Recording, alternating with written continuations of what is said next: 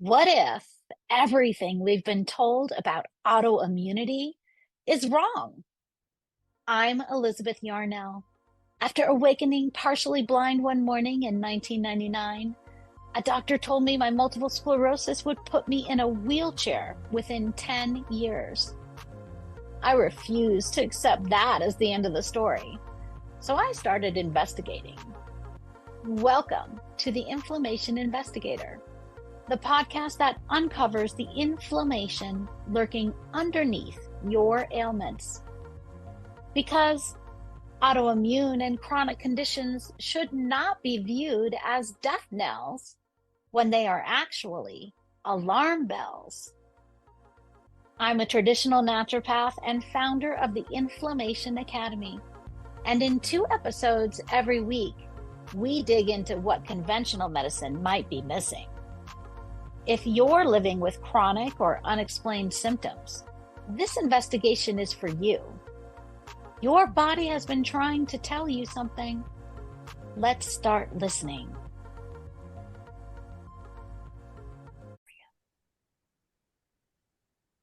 Hi, and welcome to this episode of the Inflammation Investigator.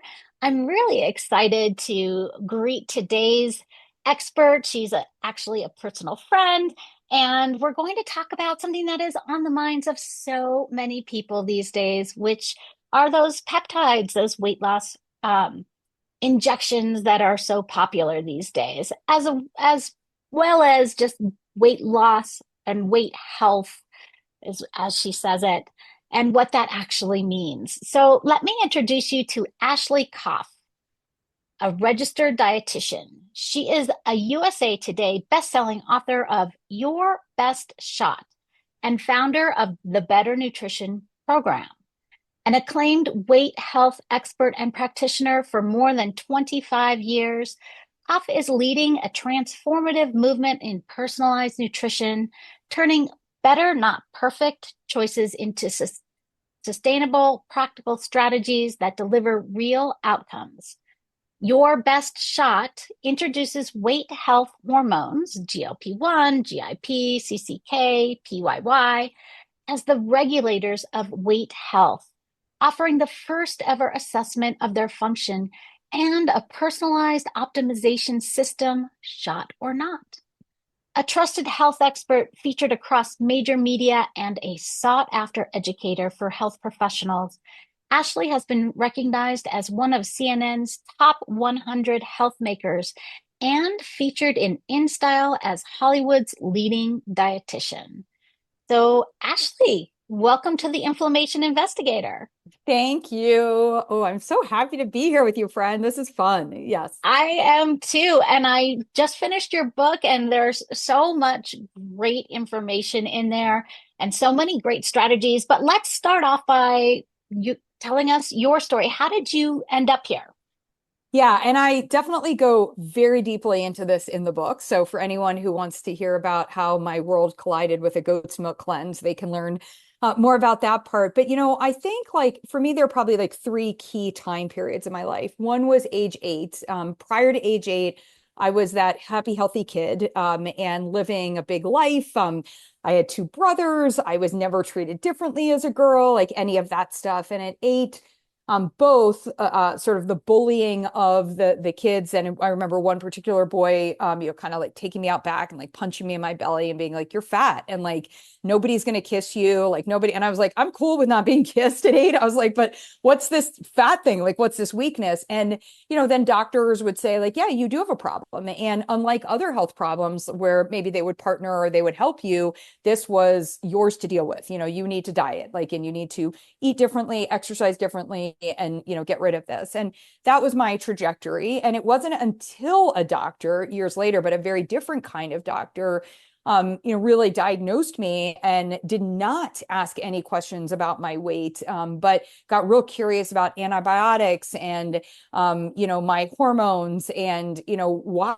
was I avoiding all of these foods and like all this other stuff. He was a gastroenterologist, and he said to me, "It's not what you're eating." He's like, "Your digestive system is not working. Like, we have got to, repair this and work on this." And then years later, I mean, I became a dietitian because of that. And years later, working with patients who were dealing with their own weight stories. I always leaned into that. I was like, hey, it's a weight health story. It's not it's not you and this random total number. Like, let's really look at what decode what your body is saying.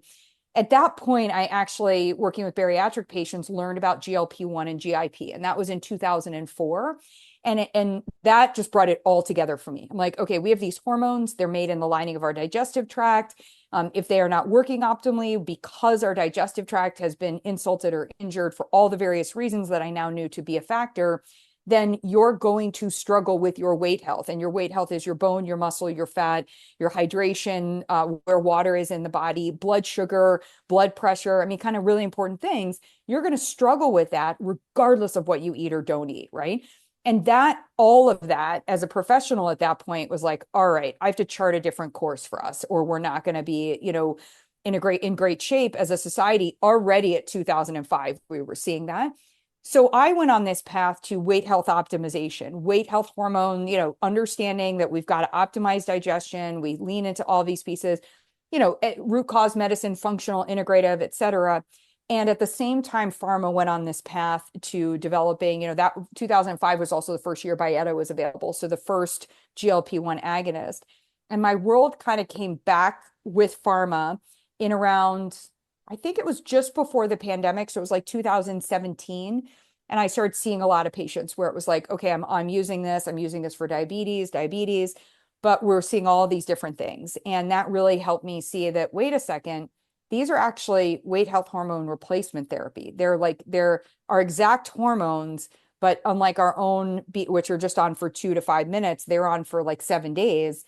Look at what this is doing in the body. And that was, kind of where I merged my approach with pharma. And that's what I've been doing since. So it's cool. It's been I think for many of us, last like couple of years have been like, whoa, what's all of this? But with anything exciting, new, and novel, there are really significant considerations as well as the pros of how the medications are working. Yeah. Wow, 2004, I had no idea this had been around that long, or that we Yeah. even understood that this kind of hormone existed. Mhm. I thought I don't know, I guess I thought it came about in the late 20 teens when we saw like all the Ozempic coming around. And so you were working with it with diabetes patients first. Yeah, so if we go all the way back in the 1990s, like when I was like goat's milk cleansing and trying to address my weight, the pharma, some researchers identified in a Gila monster that a Gila monster makes a hormone very similar to our own. It's a peptide chain, so it's a chain of amino acids, but that one stayed on for 30 days. So they're like, wow, like I wonder how a Gila monster can like hang out, not deal with its hunger. It gets to eat the fat out of its tush. So it's like, okay, I don't have to go to the grocery store. But they were able to manipulate that chain for our body's receptors to receive it fully. So, that's the key thing for any hormone replacement. If I'm a type 1 diabetic and I need insulin, if I am choosing to use testosterone or estrogen, we talk about it being bioidentical. We talk about it like, the body recognizing it and being able to use it. Well, what they created was not bioidentical because of this duration being very different, but instead of it staying on for 30 days, the first one stayed on for half a day. So it was a twice daily injection. Then it was a once daily. And actually, where I was working at the time, they were doing some of the early research. That didn't cross with me. But what's really interesting is bariatric surgeons will tell you this, endocrinologists will tell you this. I mean, they've been studying incretin hormones and the incretin effect for plenty of time. So we knew about these hormones. We just had relegated them, just like we do. We think we've historically thought of the body as all of these different systems. So they were just in the blood sugar system. So why would anyone look outside of the blood sugar system for a solution for how to optimize the body, right? And, for me, it's really, I've always looked at the body as an ecosystem. So I say that I'm the backwards doctor because instead of being a DR, I'm an RD. And so I look at the body totally differently. I'm like, okay, you're this operating system, and I want to know, do your current resources that you're taking in meet the body's needs? And so when I started to think about the body as this ecosystem, you start to look at and understand all the places that these, hormones play, which is significant. Yeah. Wow. I mean, I feel like there's a lot that we haven't been taught over the Right. years. I kind of always thought the story was that they were using these hormones or these peptides for diabetes patients, and they noticed there was a side effect. They were losing weight. So that's not That's the quite. true story. That's 100% true. Oh, So, okay. because like nobody would say this, but we would say this. The holy grail would be, could you find something that could address that? And if anyone's listening and not watching me, that I'm huge air quotes here, that weight loss, that weight issue, right? Because we have an obesity problem. All of those are in air quotes. No, when the body puts fat on inappropriately, when it's excess fat, when it's visceral fat, subcutaneous fat, when it's the wrong color adipose tissue, etc., it is doing so as a signal. It is a dysregulation. It is just like if you are making something in the kitchen. I'm going to not come up with a good analogy, but instead of like you're trying to squeeze everything into like the donut and it goes out like all of the different edges of the donut. I don't know what the great example would be, but it just things were going in the wrong place. That's a signal. And so I don't care if it's a 3 or a 5 pound signal or if it's a 50 or 100 pound signal. If we just turn around and say, oh, wait, you just need to lose weight, we actually haven't decoded the signal. So when they were looking at Ozempic, well, at the time it was liraglutide, and they were saying, okay, what was so innovative was, instead of us trying to stop resistance or deal just with insulin, what if we understand that there's actually hormones that tell insulin to go to work? That was the novelty there, because it's not just resistance, it's the message to tell insulin to go to work is not happening. It would be like if you had a chain of dominoes and you were trying to get the whole domino chain to fall down, but you were starting with the fifth domino. Like nothing's going to have 1 through 5. Like, so you're just not going to get an effective chain response. So that's what was happening with diabetics. And when we started to see that their blood sugar, so everybody was like, well, if your blood sugar is doing better, maybe that's why you're losing weight. And that was the whole thesis. So if we improve blood sugar, somebody's going to have a better time eating. They're going to have a better time. They're going to make better choices. Again, the whole diet and exercise, calories in, calories out. And then it was like, wait a second. If it's making people not think about food as much, if it's helping people like their appetite or their hunger is going down. And then when you started to see from a twice daily injection, once daily injection, and then when you had a 7-day injection, it was like 7 days of not having your diet brain, 7 days of making better choices, almost all 7 days in a row, right? That was the game changer. And that was really where we saw the significant weight loss come in. Yeah.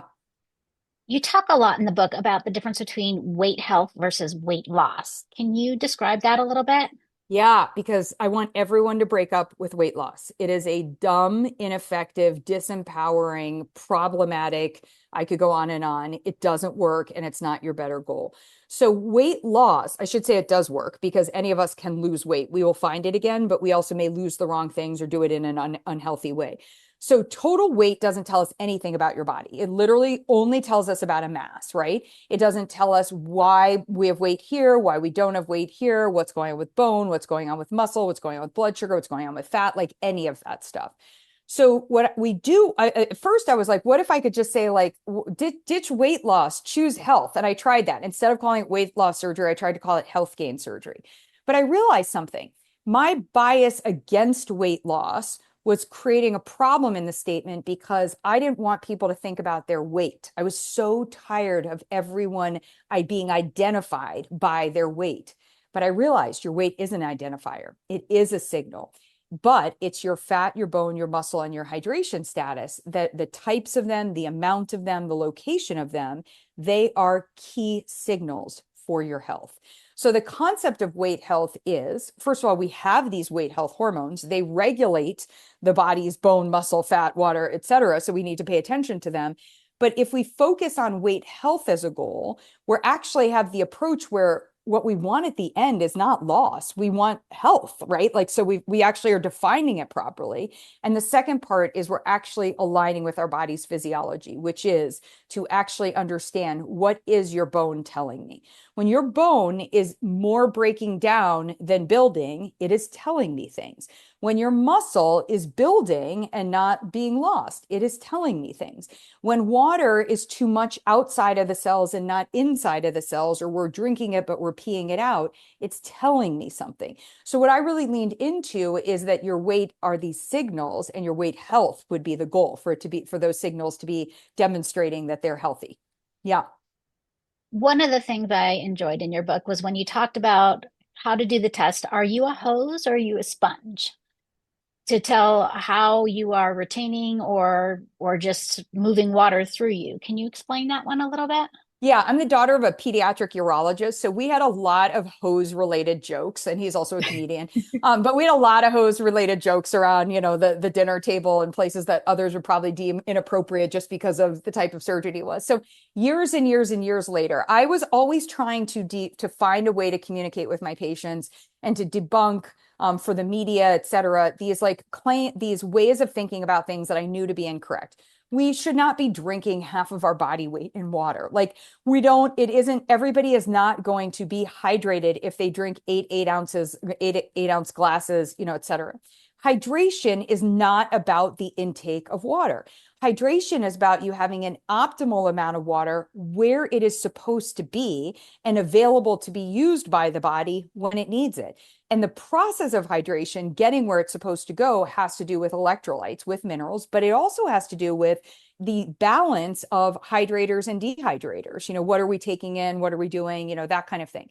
Things like when you have high blood sugar, the body takes water outside of it from the cells and puts it into the bloodstream, along with some of those electrolytes. We all know we sweat, or if we're really stressed out, that's going to affect our hydration. So we needed a way to talk about all of this. Well, I met Dr. Anoop Kanodia, and he was sharing with me, and he goes, oh, I like to focus on if you drink water, do you pee it out right away? And so we started to talk. And I think in a presentation, he had been like a hose versus a sponge. And I was like, bingo, like this totally makes sense to me, right? So if we think about it, a hose is water in, water out. And a sponge is water in, retaining that water and having the water be able to be used for what its purposes are and go, where it's supposed to go via the sponge. So I like that as an analogy. And we can be a hose at one part of the day and a sponge at one part of the day. So like as an example, if you wake up in the morning and you are drinking coffee and then have your water, maybe you have too much sugar with your breakfast. It was like that morning that I decided to go for the muffin.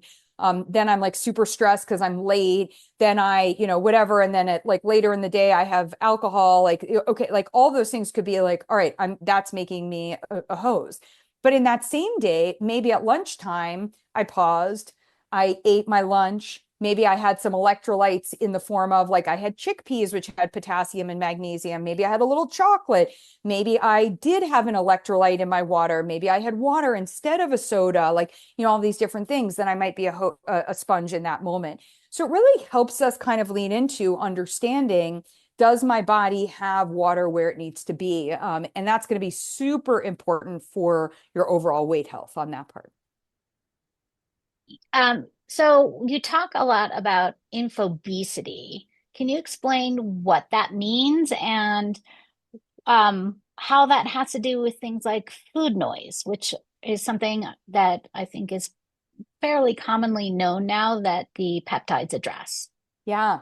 So I hope I'm not giving it to anyone right now. But if you're feeling a little bit like some of the stuff that I'm saying is like in direct conflict with what you have felt, in the past, of what your mindset. So remember, there's mindset, which are not facts, but beliefs, and then there are facts on that part. So I'm sharing physiology, but you might be like, I don't know if that's true or this. And all of a sudden your brain is just being like I have it sometimes, you wake up in the morning, you're like, okay, I'm going to be vegan. No, I need to make sure that I have eggs because I need choline. Hold on a second. I'm not supposed to eat for a couple of hours. Wait, if I don't eat, I'm not going to get in enough protein. Like you just go through all these different things. And it's like, oh my gosh, my brain looks like my hair right now. It's just crazy. It's like big and it's curled and it's like, So what we know to be true is that excess information, even if it's good information, even if it is like this absolutely is 100% correct, When it's in the mix of just too much information, that's overwhelming your system.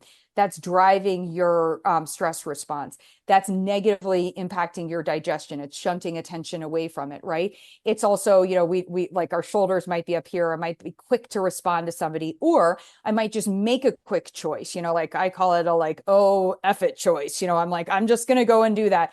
And so those are the things that actually lead us to a place where we're not going to consistently make those better choices.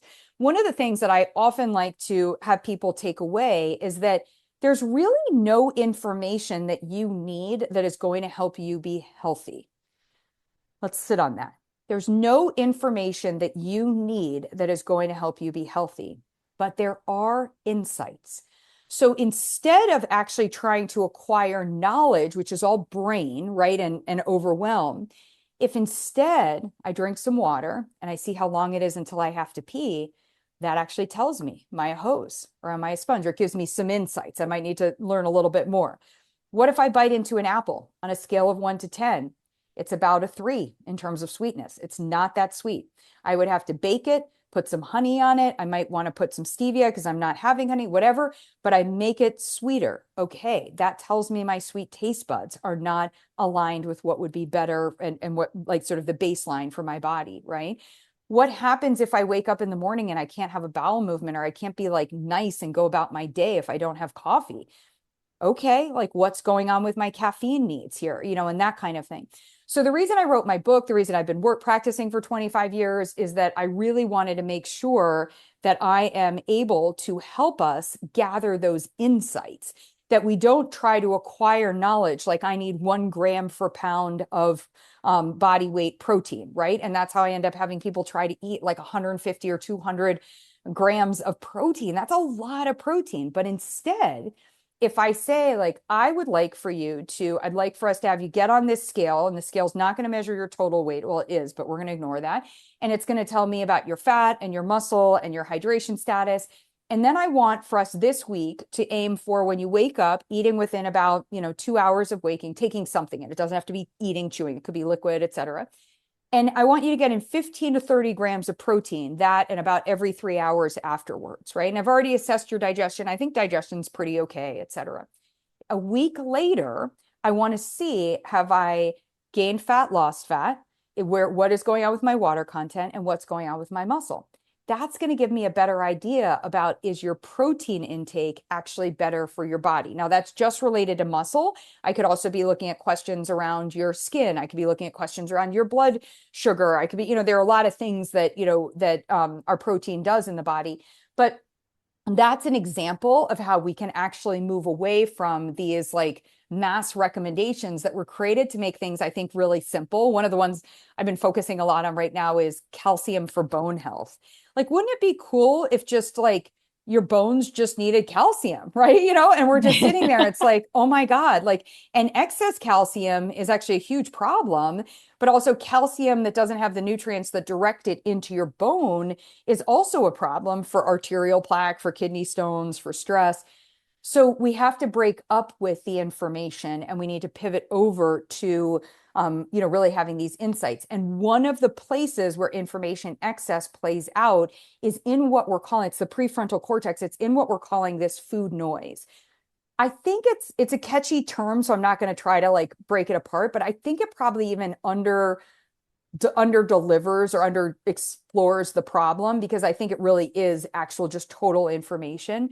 But for many people, especially because we have been dieting and thinking about our food like almost 24/7 for decades, we have this food noise that is like, I could not be hungry, I could not be needing food, but I'm thinking about it. And I'm thinking about it even if I don't eat it. So I might like not be overweight. I might not have any, issues with my intake for my body, like any of the like traditional isms, but I could still be battling food noise. And I think that's one of those, it's an excess of information. And the thought process there is, I'm trying to figure out what to give my body, but also my body's dysregulated and it's not getting the calls to action at the right time period. And so that's where food noise also comes into play. I really appreciate you explaining that, because I had been assuming that food noise refers to thinking about food and eating all the time. Right. And But eating all the time, right? Because we have right, this and eating bias. all the time. Yes. And I love your honesty there because we all have bias, right? Like, so we have biases like in, like, I get biased when I meet a doctor that they're going to have weight bias. Like, that's just, I'm like, and usually I'm right because I walk in the door and there, somebody's like, can you get on a scale? And I was like, we don't have to do that. Like, I don't even know you. So the two pieces are thinking about food and eating all the time. Because of course, only the people that are eating all the time are the people who are thinking about food all the time. No, many, many, many of us have been thinking, who are thinking about it all the time. And in fact, might even be in an eating disorder or a disordered eating behavior, and we're not eating, right? And or we're not nourishing our body. We're having diet soda or we're having supplements or we're having things where, well, supplements would still nourish, but we're not eating food and in that space. And we've created coping mechanisms, but we still have the to not eat, but we still have the noise going on. Yeah. Thank you so much for explaining that because when people have talked about the food noise and, oh, being on the peptides just reduces the food noise, and I look at them and I think, well, I don't feel like I have food noise. I don't always spend my time thinking about what am I going to eat for my next meal Right. and when can I get that thing out of the fridge. But it's so good to know that that is not exactly what we're talking about when we talk about food noise. I want to go back to what you talked about that equation that I agree is so fundamentally flawed, which is calories in minus calories out. Mhm. Can you talk a little bit more about that? Sure. I mean, I don't know about you, but in my diet years, and certainly watching friends or people that I knew at school who had true eating disorders, where I was like trying to acquire one, and fortunately was unsuccessful. But how much time on the elliptical or how much time on the treadmill? And it was like, in order to go out and have dinner, if I could just literally get in there and expend 2,000 calories and I go eat 800 calories, I'm going to be at a 1,200 calorie deficit. So, first of all, calories are a vehicle for energy. So, they are absolutely going to impact the body in that way. But all the calories do it in a different way. Carbs different than protein, then different than fat in terms of how we digest them, and alcohol. And then also, the body is an operating system that uses nutrients. So the real question is, does my body have the nutrients that it needs to run better? So if we go back again to the weight health versus the total weight or the weight loss approach, in weight health, we're identifying that fat, inappropriate fat in terms of type, amount, location, is a signal that the body is sending. And it's sending it because it doesn't feel good, right? It's saying like, hey, how you're resourcing me or how I'm operating or the combination of those two is not working better. And so if we try this oversimplification of some math equation, which we've all done, like variety, we had 100 calorie pack snacks and we've had, like all these different things, like a meal is five. The reason I don't use term meal or snack anymore, in my book, I always use the term pit stop. And I came up with that because I'm like, your body's like a race car. I want you to pit stop. But I also had to use it because meals were 450 calories, snacks were 200. I mean, any of us who've done Jenny Craig, Weight Watchers, X amount of points, the X amount of points for this. No, that's not how your physiology works. So you could have the right calories in, calories out. You could have chronic inflammation. You could have impaired detoxification, suboptimal. You could certainly have suboptimal digestion. You're not going to have the results that you want to see. One of the biggest things to me that this really illuminates is, yes, I do not want to dismiss that we have 40% of the population that meet a criteria for obesity. And that would be where your BMI is over 35 or over 30 even, just depending on, kind of what class, or what type of obesity we're looking at. I don't like that because that's just weight for height. It doesn't tell me anything. That's only 40% of the population. 9 in 10 adult Americans do not meet the criteria for metabolic health. That's a lot more problematic. That's where we have we are just unhealthy, right, as a population. And so if calories in, calories out was the only conversation, because I also know my obese patients are not exceeding calories in, calories out all the time. They may have at points in their lives, they may not. Sometimes they're not able to, those, sometimes they aren't, sometimes like somebody who doesn't have obesity is not able to move their body for, enough time, or, that kind of thing. Okay. But the calories in, calories out is not the solution, right? And so if we make it the solution, then we're basically teeing up that, and we send people like on this wrong pathway. And what ends up happening is they just reduce calories, reduce calories, reduce calories. I remember my grandmother, in her 80s was like, all of my friends like here are on this diet plan, this diet plan, this diet plan. If they just ate less, like she was so focused on just the intake. And I'm sitting there, now through the lens of saying like, oh my gosh, like these women didn't have any hormones done. Like they were not getting the hormones, they were not nourishing their body. They didn't have fats, like, because it was a fat-free era, like that kind of thing. So it was all this, metabolic imbalance, right, in terms of blood sugar and everything else. So really important for us. I have a whole chapter called Shit to Unlearn. It's like, this is all the stuff we gotta, get in there and start to unpack and break away from. Yeah. Yes, that chapter was fascinating, I Yes. have to say. And there was so much truth in it that I think is not talked about that much and that we do need to unlearn. Mhm. One of the biggest surprises I found in your book was it is called Your Best Shot. And I made the assumption before I opened it that it was going to be all about the peptide shots, but it is not.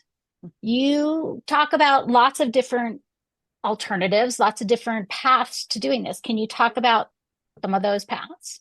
Yeah. So before I ever became a dietitian, while I was dealing with my own weight health issues, I was in marketing. I worked in a global ad agency. I sold sugared cereals, and I told you all they were really good for you. And you went and bought them because I told you they gave you great morning energy. They were good for your heart, even though they were so loaded with sugar, but they didn't have any fat, like all of these different things. So I know how to market, right? And so the marketing side, it doesn't mean I'm trying to pull one over on you. I want you to know that your best shot is weight health hormone optimization. Whatever way we get there, whether we use, and that's why it says on their GLP-1 shot or not, and that could be GLP-1 shot, pill or not, right? So your best shot is weight health. It is not weight loss. That's what this book is about, right? So this book is about, hey, wherever I am in my life, even if I'm at a place where my weight health is great, like I'm, preparing to climb a mountain, I feel good, like my fat versus my muscle, like all of this different stuff, great. It is not going to last. As soon as I do that massive endurance event, my body is going to be like, I am so tired. And also the 4 days that you were on, 3 days that you're on the mountain, you ate like some version of Swedish fish for, 36 hours, like, and drank soda. I'm not going to be happy with you. My digestion's going to be unhappy. My inflammation's going to be out, like all of that. So I'm going to then have to work on my weight health. And hopefully I work on my weight health over the course of the next month and maybe don't have to exercise so much. And I'll just feel, from a training standpoint, and I'll feel better. Right. So this is what I want you to have is the playbook for whatever stage you're at. The other side of it is no one gets a pass on optimizing our own weight health hormones. And one of the things I'm concerned about in the GLP-1 medication space is that there's this presentation that these are solutions. They're not. They are a tool. They are a tool as part of, I call them a topping to your pizza. They are a tool as part of optimizing your weight health hormones. They cannot replace you doing the work to optimize your weight health hormones, which my analogy is your pizza on that part. Yes. And do we have time, I think, to go a little bit into the pizza? Can you explain, like, Yeah, what is yeah. the crust? What is the Sure. sauce? What are the toppings? Yeah. So as you'll learn in the book, when you meet Mr. Pizza Pop, he was one of my OG patients in the weight health space. And he went from eating one pizza at the end of the day, a large pizza, to meet his calorie needs. He was not exceeding his calorie needs to meet his calorie needs. And he was drinking diet soda all day. To we shifted and we had him eat 3 slices of pizza every 3 hours. And before he was cleared for weight loss surgery, he had to lose 50 pounds and he hadn't been able to. And he also was actually became undiabetic, not diabetic, off of his medications before weight loss surgery. So from there, I was like, well, I'm going to use this pizza analogy because I'm like explaining. So what we did there for him, when this is what my weight health playbook is, what you have in your best shot, the crust is your digestion and your hydration. So I include hydration in digestion because your digestion is your operating system. It is your body being able to use what it receives. It is being able to identify it, to break it down as needed, to build it into other things, to absorb it, to move it, motility where it's supposed to go, and to eliminate what it no longer needs. And the absorption part is also, and delivery part is also, with hydration. If your crust is suboptimal, you cannot have optimal outcomes from your resources. So as a nutritionist, it's like, I remember people like being like, wait, do you focus on gut health? I was like, do not see a nutritionist that doesn't, because you can't just turn around and be like, is an apple healthy? An apple is only healthy if when you eat the apple, you personally, your body breaks it down, sends all the nutrients where it's supposed to go, and it goes, yes, thank you. That was healthy for me, right? And if it wasn't, then that apple isn't better for your body, or your operating system needs repair, right? So we look at that as the crust.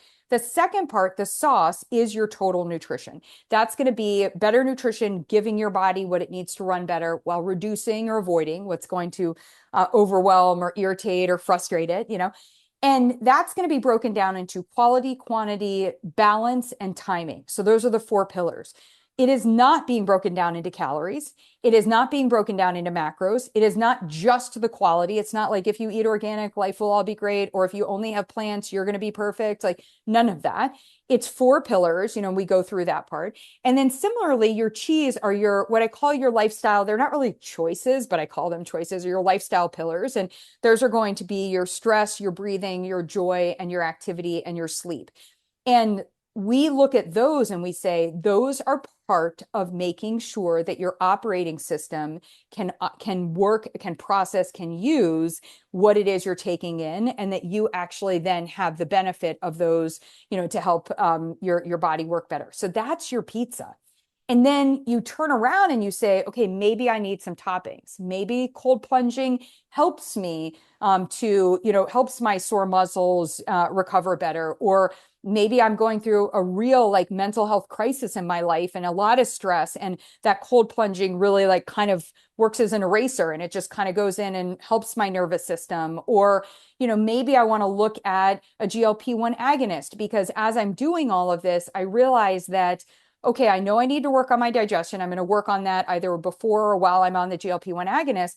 But when we come to that whole quantity and timing thing, I just keep being challenged. And I know that my own hormones aren't working well enough, or I could use some benefit. Let me go ahead, and that's a topping in that part. Same thing with a statin, same thing with a proton pump inhibitor, any of these. But those are going to be toppings. They're going to be personalized. The dose would be specific, so it's just like you might like pineapple on your pizza, and I'm like, no, but I'm like, oh, I love mushrooms, and you're like, no, or I might like a little bit of mushrooms and you might like a lot of mushrooms. So we just look at it, in that space. And I found that when we think about it that way, it really helps people to reflect on the interrelationship of, and really the foundational nature of digestion and hydration, but the interrelationship of nutrition with lifestyle choices too. Yeah. You have so many great strategies for thinking about things, or I don't even know what analogies for thinking about things that kind of make it a little bit more understandable for the general person. So I appreciate that.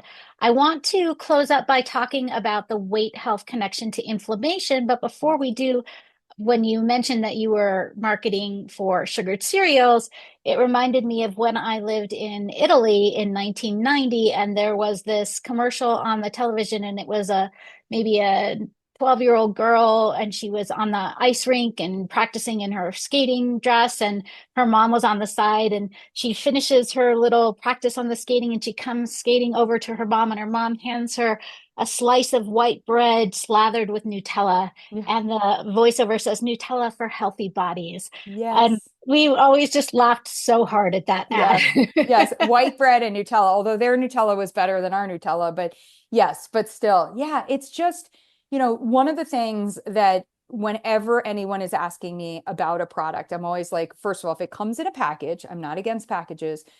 just know that the front of the package is like an online dating profile. It is going to tell you everything that you want to hear so that you swipe right. And, it's your appearance. It's I like this, I can do this. Or like my favorite with, packages are like, it's chocolate, it's sweet, but it won't add to your hips. You're like all of that stuff. You're like, perfect. When you turn it over, that's where the truth is, right? Like that's where, hopefully, I mean, sometimes we have to dig deeper, but yeah, I think it's so important for us to look into that piece. But I am so happy to talk inflammation with you, like the queen here. So that part is great. Yeah, yeah. Excellent. So tell me, what is the connection between weight health and inflammation? How does Yeah, that well, so when we think link? about inflammation, the body, just like stress, the body has an inflammatory response. So the first thing we have to do is not say that inflammation is bad. Like I remember like kind of going toe to toe with Andy Weil and being like, all right, why'd you call it the anti-inflammatory diet? I'm like, it's really inappropriate chronic inflammation. And he's like, you're the marketer, right? And I was like, noted, like that. I mean, it worked. But we don't really want to get rid of all inflammation. What we want is we want to have appropriate inflammation. You talk all about that. Inflammation happens in two different ways in our body. One way is it's awesome. It gets turned on. It's exactly what we're supposed to have going on. It alerts us to an issue. It engages our immune system. The battle happens and boom. But here's the problem. If it doesn't get resolved, if it doesn't come in and not just turn off, because a medication can turn it off, but if the body doesn't get all of the messages for it to be resolved, including having the cleanup team come in and clean things up, et cetera, then we are left in an unhealthy place, or and that sort of accumulates, and that's where chronic disease or other factors, will come up. So how does that play out in weight health? Everywhere. So number one, the hormones are made in the lining of our gut. So the lining of our digestive tract is where our immune messaging is occurring. Like this is all around, and inflammation has many phases, like gut lining inflammation has been a thing. It's one of the places where inflammation will show up and be problematic, where it will not be resolved, right? The other side of it is unresolved inflammation in the body can be affecting every aspect of our weight health: bone, muscle, fat, and hydration. So we don't even have to get into blood sugar and blood pressure, and all of that stuff. So to not look at inflammation and look at weight health is as flawed as looking at total weight, on that piece. And there's a little bit of a chicken and an egg situation where can we go in and try to resolve? So I think what happens a lot of times, and sometimes very necessary, so I want to be clear, if inflammation is on to such an extent that the body is in real harm, we have to turn it off. And that's where a medication comes in and it's just like, we're turning this off, right? That's not the same as resolving it. And I think that's, to me, that's such an important distinction. And with weight health, what we want to make sure that we're thinking about is how do we actually go about the process of resolving it? Now, some of the benefits of GLP-1 being in the body at a higher quantity and for a longer period of time is that it's helping to address inflammation.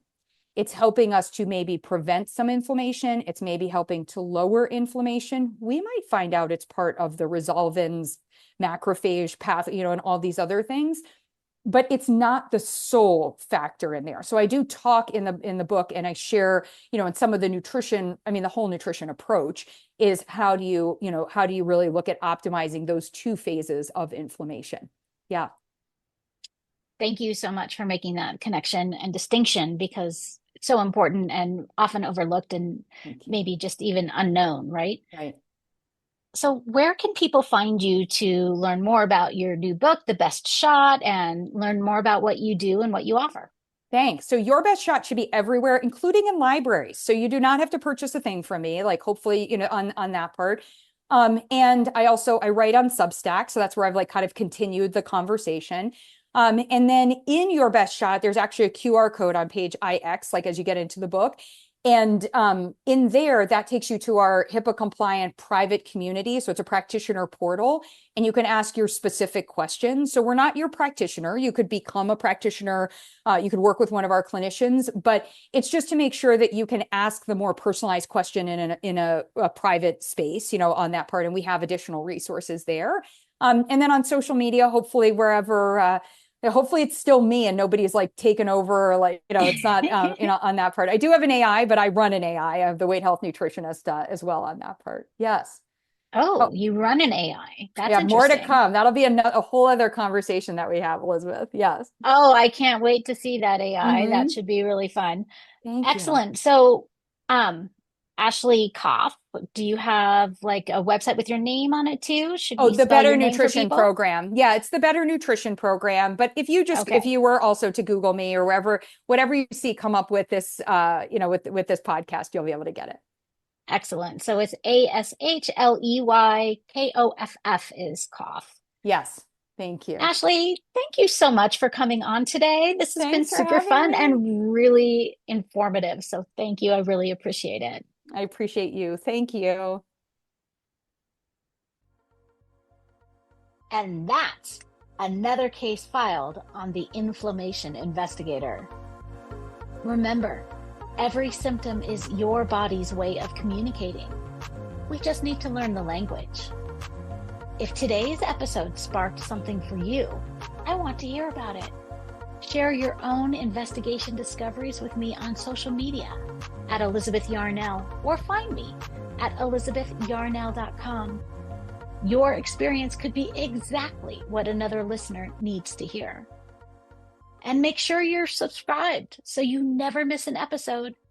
And here's the thing about investigations, they work best when you're not going it alone. If this podcast is helping you uncover the answers you've been searching for, please like, rate, subscribe, and review, and share it with someone who needs to hear this message. As a new podcast, these actions mean more than you know. Want to dive deeper into your own inflammation investigation? Head over to inflammationinvestigator.com, where you can take my free inflammation quiz to uncover which hidden triggers might be affecting your health. Until next time, this is Elizabeth Yarnell, your inflammation investigator, reminding you that the solutions to your health issues are out there. Let's find them together.